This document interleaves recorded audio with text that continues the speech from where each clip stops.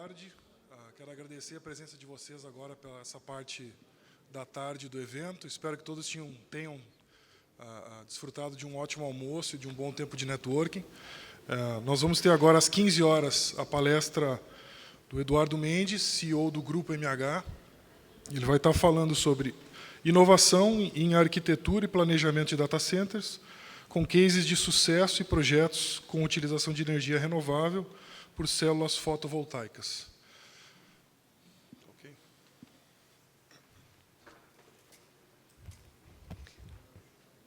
Boa tarde. Meu nome é Cassiano Lopes, trabalho no Grupo MH. O Grupo MH tem seu DNA desafio, não é por acaso que escolhemos a primeira palestra após o almoço. Então, nós aceitamos o desafio de mantê-los acordados e, em especial, motivados. O Grupo MH, falando em desafio ainda, vai apresentar a vocês como é possível tocar um projeto de um data center, desde a fase inicial até a certificação em 7 meses, através de gerenciamento de projeto criterioso, inovações tecnológicas, falando em inovação até o uso de sistema de energia solar, o aproveitamento de sistema de energia solar em data center. E eu convido para conduzir a palestra o CEO da empresa, Eduardo Mendes. Obrigado. Bom, boa tarde para todo mundo. Como o Cassiano já falou, é um grande desafio para a gente ter vocês aqui depois do almoço, né? Depois do almoço, a gente sabe que é sempre aquele horário daquela dormidinha. Mas então nós vamos começar a conversar dizendo uma coisa. O Marcos está aí ou não? O Marcos Queiroz fez a gente mudar grande parte da nossa palestra. A gente ia focar muito mais no lado técnico, na questão que nós, engenheiros, gostamos e vislumbramos. Mas ele chegou para mim num jantar e falou: Eduardo, vocês têm que focar bastante também nesse sistema de gerenciamento e planejamento, porque fazer um data center no Nordeste em 7 meses é uma coisa que ninguém acredita. E nós saímos do zero, de projeto, e entregamos o data center lá na frente, certificado, Tier 3, projeto e obra. Então, foi um esforço de guerra. A gente ia até mesmo montar aqui uma apresentação meio de guerra, tal. Pô, mas é melhor não, vamos no convencional que é melhor. Então, o que acontece? Para a gente conseguir fazer isso, então, a primeira parte nós vamos mostrar para vocês um pouco quais foram as ferramentas, o jeito e como nós conseguimos fazer isso daí. Para a gente conseguir fazer isso daí, nós dependíamos de algumas ferramentas. Nós temos um ERP que é inteirinho voltado à construção. É um Cienge e tal, pouco importa aí. Mas ele é bacana porque ele interage, ele é amigável aos softwares que a gente tem aí, normais de planejamento. Então, você pega um Project, você pega um Primavera, entre outros, e você consegue importá-lo para dentro do seu ERP. Isso facilita com que o cliente tenha acesso em tempo real. Tudo que acontece na obra, nós temos lá um técnico e um engenheiro de planejamento que lança, a função deles é lançar. Aconteceu, não aconteceu, lança. Só que, para fazer isso, nós tínhamos que pegar essa obra e esmiuçá-la ponto a ponto. Cada atividade tinha que estar clara. Então, nós tivemos que desenvolver um cronograma de mais ou menos aí 1.000 itens, 2.000 itens. Né? É extremamente aberto. Cada atividade que fosse ser feita, ela tinha que estar relatada ali, e uma antecedendo a outra. Então, nós tivemos a primeira etapa de planejamento. Então, nós temos uma equipe de planejamento, buscamos profissionais altamente especializados para fazer isso, tá? Agregamos consultores nessa área, porque nós temos uma coisa. Quando a gente vê que o tamanho é grande, o bastante, daquele desafio, a gente não tem vergonha em sair correndo e falar: vamos ver quem são os bons que estão por aí. Exemplo disso nós temos aqui hoje, né? Eu tenho a honra de o ex-diretor da Escola Politécnica, que é o meu mestre aí, professor Cardoso está aqui. Ele é um dos que, toda vez que a gente tem grandes desafios técnicos, ele está nos assessorando. Tem também o responsável pelo laboratório do IPT, na área de interferência eletromagnética, o nosso amigo Mário Leite também, entre tantos projetistas que aqui estão. Então, a gente não abre mão de usar dos recursos técnicos de consultores e de gente que a gente tem no mercado, tá? Então, essa é a diferença. Então, nós tínhamos esse desafio. Fomos e encontramos um grande amigo e parceiro do passado, Alberto, também. Ele veio como consultor nisso, e nós ficamos focados e desenvolvemos esse cronograma. Então, aqui é bacana. Se vocês forem vendo com a gente, nós tivemos que fazer essa obra primeiro no papel. Então, nós fomos e começamos aqui. Criamos todas as etapas no macro. Depois dessas etapas no macro, nós fomos abrindo, né? Aqui está difícil de ler, eu acho, né, para todo mundo, mas fomos criando todas as atividades de todo mundo ainda como um grupo maior. E depois, cada grupo desse, nós abrimos também, né, Emanuel? Essa aqui já é a última, em atividades diretas. Então, aqui nós temos 3 etapas ali. Os grupos agregados, que é civil, projeto de civil, projeto de elétrica, de hidráulica, projeto disso, projeto daquilo. E depois, cada uma delas, o que vai acontecer a cada dia com cada coisa. E assim nós somos. Então, isso daí deu mais de 1000 itens, em que a gente tinha checkpoints diários, tanto de projeto como de construção, de obra. Então, o que acontece? Nós tínhamos um contrato em que o nosso cliente final tinha um contrato em que multas altíssimas ele teria. Até o cliente final depois vai vir aqui também falar para vocês, tá? O nosso cliente vai estar aqui para dizer que não é mentira aquilo que a gente está colocando. Então, ele tinha multa diária se tivesse qualquer tipo de atraso. Então, nós tínhamos que realmente ficar muito esperto. Então, no planejamento foi isso. Nós abrimos e construímos a obra no papel. Deixamos ela, dessecamos a obra inteira, tá? Então, depois, o que foi? Daí o planejamento está aqui. Agora, a gente precisa arrumar um jeito de fazer esse planejamento acontecer. E daí nós desenvolvemos, junto aí com todo mundo, uma forma de gerenciamento, mas um pouco diferente da convencional. Porque na convencional, normalmente tem um gerenciador que faz relatórios. Nós não temos nenhuma intenção de fazer relatório. Nós temos intenção de fazer a obra. Então, não adianta a gente chegar e ficar mostrando para o... Olha, aqui está ruim. Então, nós fazíamos o quê? Acompanhamento todos os dias. Alguém ia lá e dizia, tal atividade... Então, tem checkpoints diários, conferências caos semanais. Essas conferências caos semanais são muito interessantes, porque o cliente participa. E nelas, a gente toma atitudes, sem brigar com ninguém. Todo mundo, se for caminho crítico dentro do projeto, qualquer atividade, não tem conversa. A situação faz com que a atitude seja tomada. Então, é diariamente, não é assim que o cara vai ver... Muda para mim, por favor, mano. Então, aqui o que acontece? Olhem aqui, ó. A gente tem semáforo, olha ali. Ele estava previsto, nesse dia, ter realizado 32%. Não dá para ler aqui, mas ele tem um percentual e ele realizou... Não consigo ler, alguém consegue? Não? E ele realizou um pouco a menos. Se aquilo não for caminho crítico, a gente dá uma chance e fala, olha, pelo amor de Deus, vai e arruma esse negócio. Se for caminho crítico, a gente avisa, a partir de amanhã terá outra pessoa também fazendo o seu serviço. Então, por que há um gerenciamento por convergência? Nós convergimos tudo no resultado final. Nós convergimos todo mundo e sem briga, não existe briga. É numa cal que está todo mundo, tem gente dos Estados Unidos, Brasil, Campinas, São Paulo, Nordeste, que foi o caso específico, e todo mundo toma atitude, tá? Então, aqui nós viemos. Então, aqui é semáforo, que diariamente alguém ia lá e falava, se tinha que ter realizado 10% e realizou 9%, já aparece bolinha vermelha. Se tinha que estar realizado 10 e realizou 5, daí ele está mais perdido ainda. E se for caminho crítico, atitude. Tá? Então, foi assim que nós conseguimos, em 7 meses, que foi aquilo que fizeram a gente até realmente focar mais, o Marcos pediu e tudo mais, em 7 meses, sair do zero, olha aqui como que era. Ó. Isso aqui era virou data center. Ó. Aqui nós encontramos alguns desafios, né? Aqui nós encontramos um desafio assim enorme. O nosso pessoal de civil, né, Paulo? Paulo está ali. Chegou lá e olhou, o cara de lá do Nordeste falou, esse piso aqui aguenta 5 toneladas. A hora que foram ver, um piso protendido que não aguentava 1 tonelada por metro quadrado. E como era protendido, a gente nunca tinha visto isso num piso, mas temos que quebrar o piso inteiro. Então, nosso cronograma já começou a ser mais comprometido ainda aí. Tivemos que partir de refazer todo um piso para começar a sair com a obra, tá? Então, daí isso aqui já é um estágio dela, em fase intermediária, olha aqui fazendo as bases.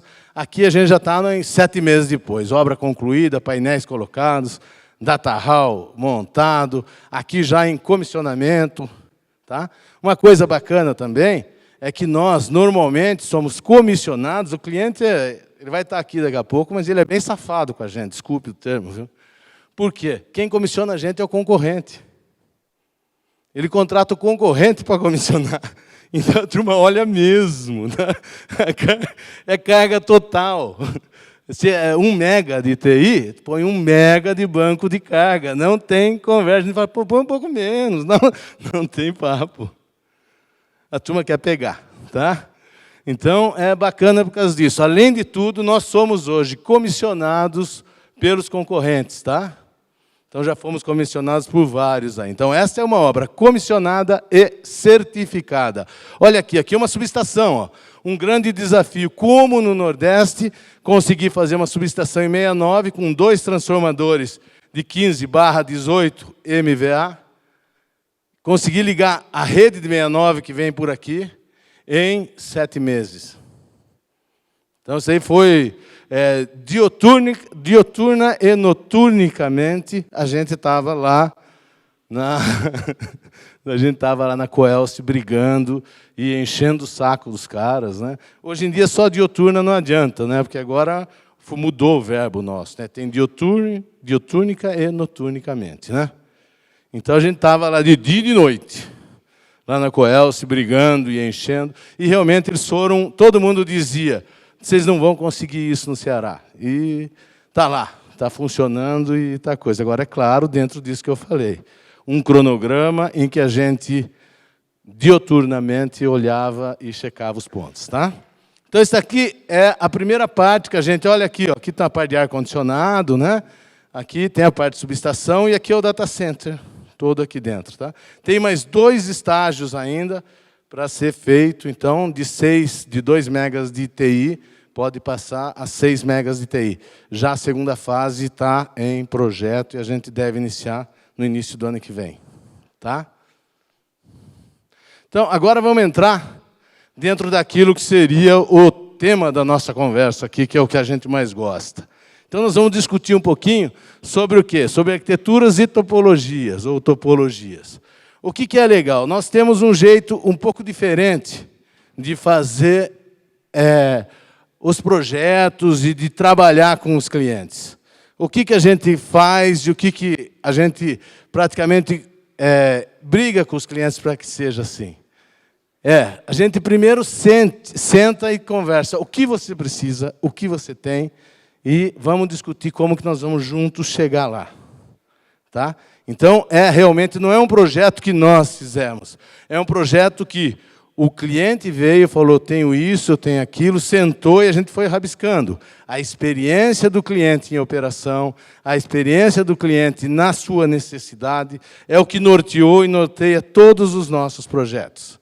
Então, esse aqui é um projeto em que o cliente tinha a necessidade de um crescimento gradual. Por que gradual? Ele não sabia, ele não tinha certeza se ele iria conseguir encher esses data centers ou não. Com que velocidade?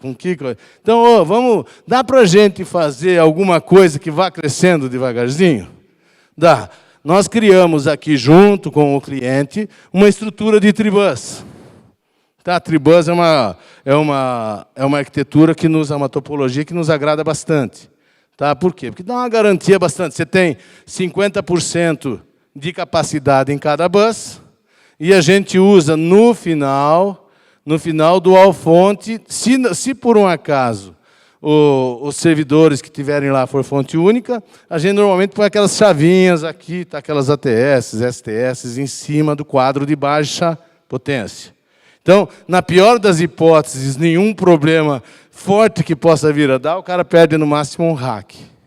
Então, essa é uma topologia que nos agrada bastante, mas cada caso é cada caso, e cada situação é cada situação. Então, neste caso específico, o cliente tinha a necessidade de devagarzinho ir crescendo.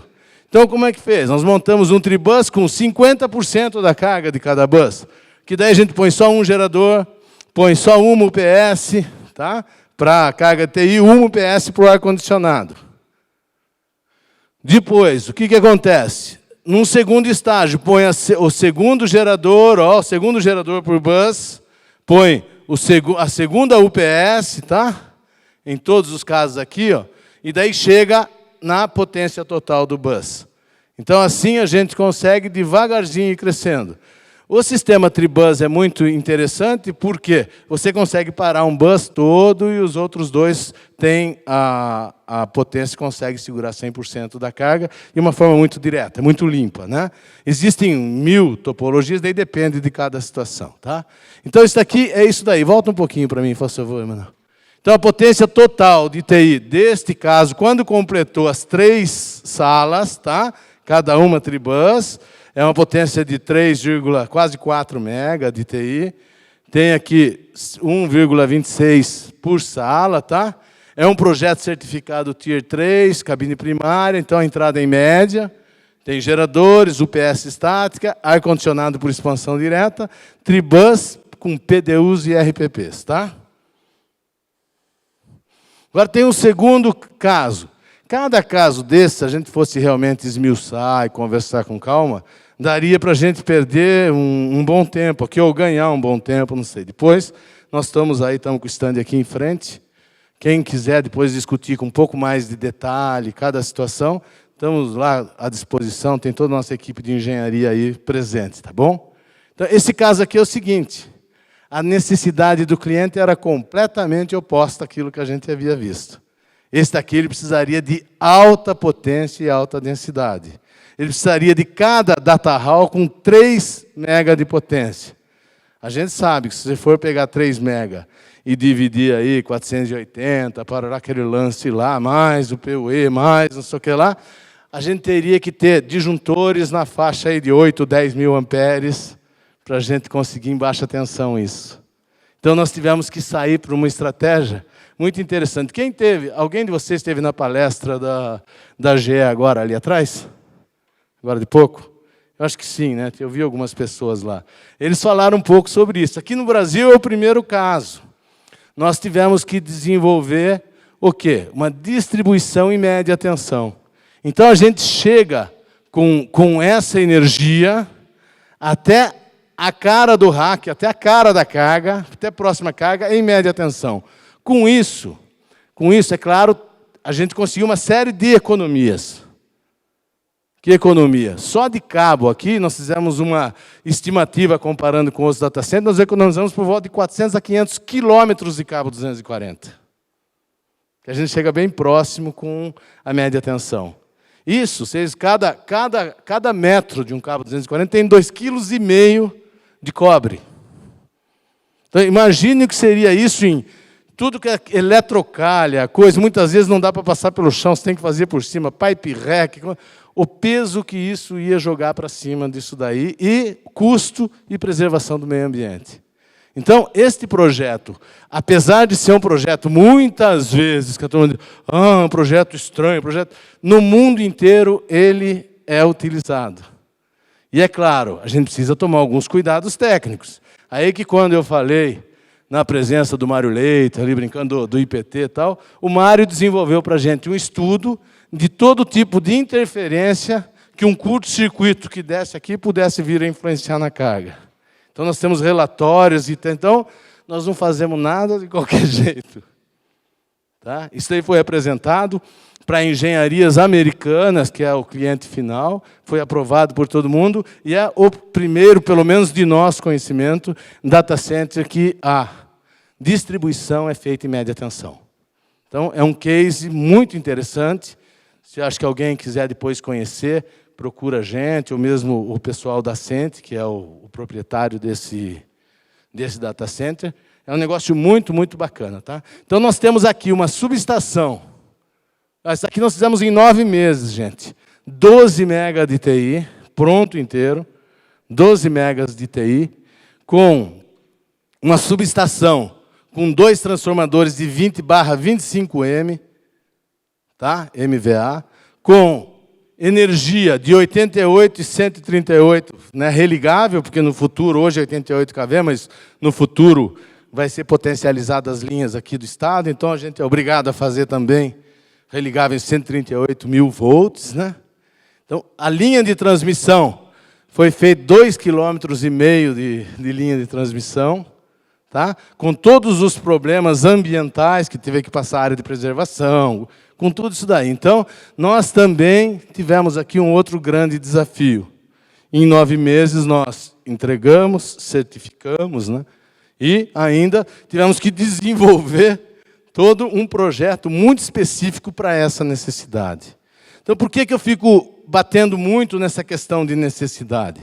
Independente da forma, se vai contratar um projeto, se vai fazer turnkey, não nos importa isso. O que importa é que, realmente, no nosso ver, o cliente participe daquilo que ele realmente vai comprar, daquilo que ele vai fazer. Então, nós temos por critério, entre aspas, dividir responsabilidade para realmente atender.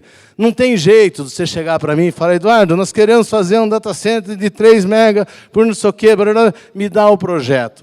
Para que você vai usar? Que densidade vai ser? Como que vai ser a distribuição de ar? O que nós temos que fazer? Então, nós precisamos juntos, daí com toda a equipe que a gente tem, sentar e ir discutindo ponto a ponto. Nós precisamos saber que verba a gente vai gastar, como que é a sua área. Tem energia perto? Não tem. Tem. Então, tudo isso, a gente precisa sentar. Então, o projeto não existe. Você me pediu arrancar da prateleira e te dá, faz esse que dá certo. Nós temos esse projeto, seria muito mais fácil para nós. Você falou, eu preciso de 3 megas, tô. Eu preciso não sei o quê, tô. Nós temos hoje de todos os megas, quase, que quiser, pronto.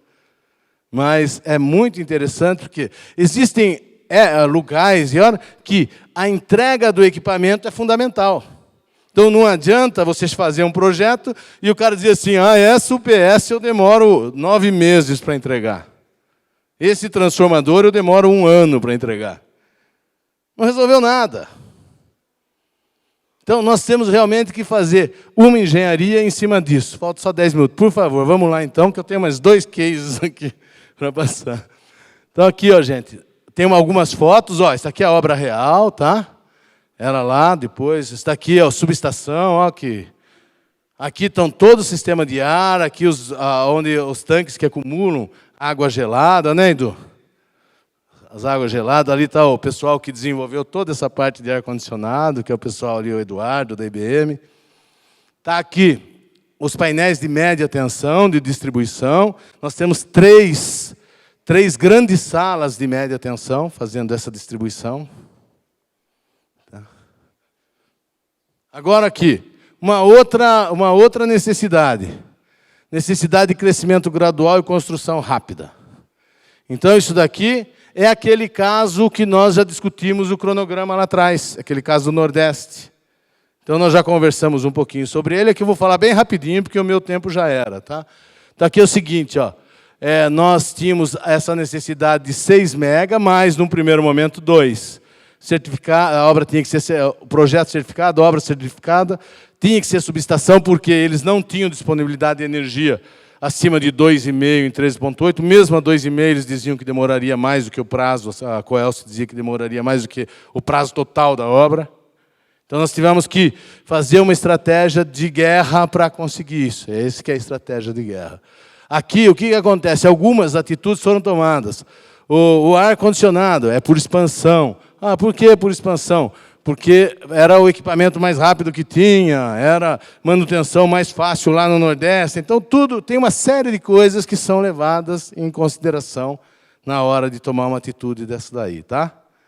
Então, isso é esse caso. É esse mesmo caso aqui que nós já vimos, tá? Vamos embora.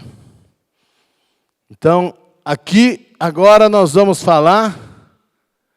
bom, esse aqui é da questão de usina. Nós estamos agora... Acabamos de fazer uma incursão para a China, né? O pessoal nosso aqui, nós fomos para lá, Por quê? Que nós temos duas coisas que a gente sempre busca. Além da questão técnica, a gente também busca a questão de viabilidade econômica.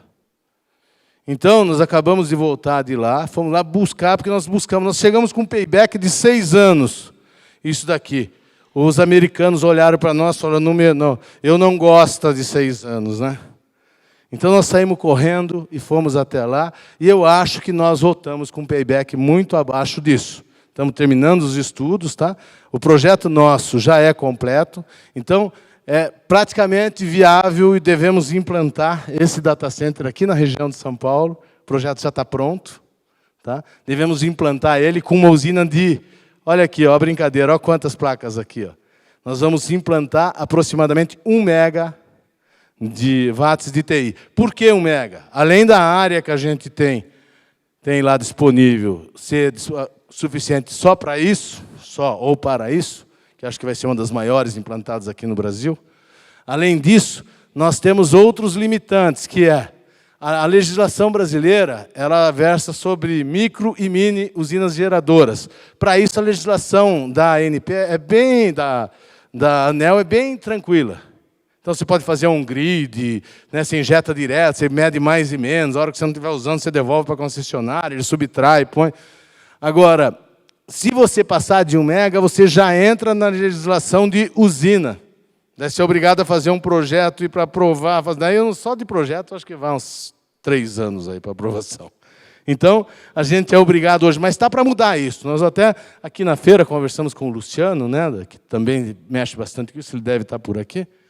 O Luciano estava nos contando que está se mexendo nisso, mas é que no Brasil já faz tempo que eu escuto que vai mudar para 3 mega, mas a gente tem que contar com aquilo que já existe. Então, nós estamos fazendo, nós somos muito pragmáticos, como diz o meu amigo Felipe aqui, né? Então, nós já estamos com esse projeto você injeta tensão direto no sistema, o sistema, a hora que você não estiver usando, ele vai marcar o contrário, tá? E a hora que você estiver usando, ele não vai para a rede e não vai consumir ali mesmo, tá? Então, ele vai fazer o relógio rodar ao contrário, entre aspas, mede mais e menos. Gente, era mais ou menos isso, eu teria que, acho que entrar em muito mais detalhes, mas o tempo da gente é muito, muito restrito. Eu queria, então, passar para vocês não pensarem que é mentira minha, o cliente aqui para dar esse testemunho. Quem vai falar agora é o engenheiro Felipe Cabaleiro, é o diretor de Facilities dos data centers da Ascent, tá? O nosso cliente. Uma pessoa que, ao longo de 10 anos, que a gente já vem por volta de 10 anos, eu aprendi a admirar e respeitar bastante. Tá? Então, deixo vocês em boas mãos aí. Obrigado por enquanto. Vou fazer uma dúvida.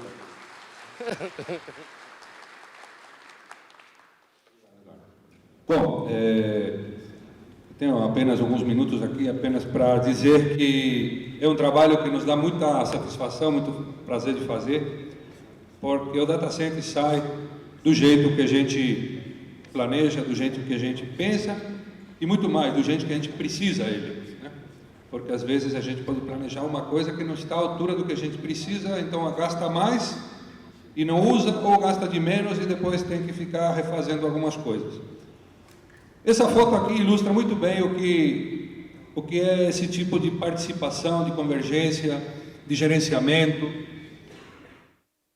São as pessoas envolvidas, juntas, pensando juntas, fazendo compatibilização de projeto na mesa. Ok, tem empresas que trabalham com isso, ótimo. Nós não temos tempo, lamentavelmente, ou por sorte, não sei, nós temos 7 a 9 meses para entregar uma obra de 2, 4, 6 megawatts de TI. Se eu fosse para um processo convencional, só de projeto, o pessoal demora em torno de 4 a 6 meses para me entregar um projeto. Para compatibilização, mais uns 2 meses, acabou minha obra. Eu tenho multas altíssimas que pago se eu não entrego dentro do prazo estipulado. Então, não é reinventar a roda, na realidade é se adequar às necessidades que a gente tem. Eu acho que todo mundo tem o direito de fazer as coisas da forma que melhor se adequam a si. Essa é a forma que nós encontramos de poder trabalhar dessa forma. Como é que é? Aqui? Ok, já foi. Então, só para ilustrar o que nós fizemos nesses 4 anos. De lá para cá, eu ouvi dizer que muitos data centers seriam feitos, por enquanto alguns não saíram. Nós tivemos que fazer esses 4. Nós temos esse aqui, que foi o primeiro, Campinas, com 5.000 metros quadrados, aproximadamente 800 racks e 3,6 megawatts só de TI. O próximo, Jundiaí 1, um data center de 7.500 metros quadrados, com 12 megawatts só para TI e aproximadamente 1.200 racks de capacidade. Nós tivemos que fazer, lá em Fortaleza, conforme o case que ele falou, um data center que comportará até 7,2 mega. No projeto que nós temos hoje é 6 mega, mas o cliente já está querendo um pouco mais. Para sua informação, senhor Eduardo, a gente vai ter que adensar um pouquinho. É assim, as coisas são informadas com muito tempo. Então, o cliente vai querer alguma coisa a mais, vamos ter que mudar o projeto de UPS, de painéis, tá? Já estou lhe dizendo aqui em público.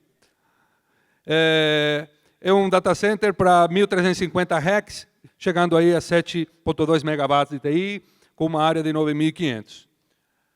Aí nós temos aqui o de Hortolândia, que estamos nesse momento comissionando, provavelmente dia 15, o comissionamento da fase 1 acaba. É um data center para 6 megas de TI, onde nós temos aí também na casa de 900 racks de capacidade e uns 5.000 metros de área para data center. Ou seja, nós estamos com todos esses data centers que eu disse, tirando Fortaleza, os outros 100% vendidos. Por causa disso, nós vamos ter que ir para o próximo, que é o de São Paulo, que é um data center para 10 megawatts de TI, com uma capacidade de 1.600 racks. O projeto já está pronto, onde a gente deverá implantar aí essa nova tecnologia solar para ajudar na energia, e esse daqui não está vendido. Então, pessoal, se precisar de data center, pode falar com a Ascente aí, tá bom? Gente, na realidade era para dizer para vocês que existem algumas formas de fazer isso, sim, e quando a gente chama a responsabilidade para a gente e consegue parcerias de pessoas, de empresas que consigam entender a nossa necessidade, as coisas ficam mais simples. Não quer dizer que são mais fáceis, mas elas são mais simples de serem resolvidas quando há todo um trabalho junto, em conjunto com o comprometimento, mesmo com o cliente final. Existem algumas coisas que a gente faz, deixa tudo pronto o projeto, chega o cliente final e fala para nós, cara, vamos refazer algumas coisas. Então, não só eu como cliente do data center, mas o nosso cliente final também ele participa muitas vezes ativamente nas necessidades do projeto. Era só isso que eu queria dizer e muito obrigado pela participação de vocês nesse painel aqui.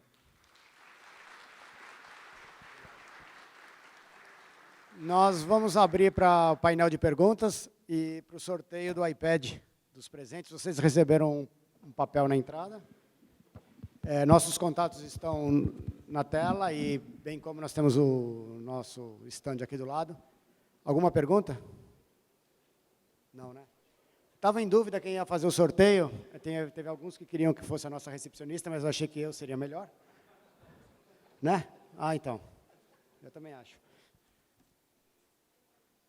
Bom, você, exatamente. O número sorteado é 1610, se eu estou enxergando bem. 1610. 1610. Está presente? Está presente ou não? Ah, então vamos. Porque é bingo. Alguém grita. 1610, está presente ou não? Não, né? Ah, tá?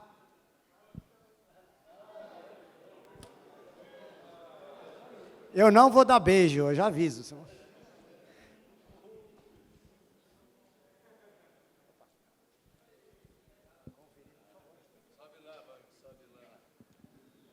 Parabéns. Muito obrigado.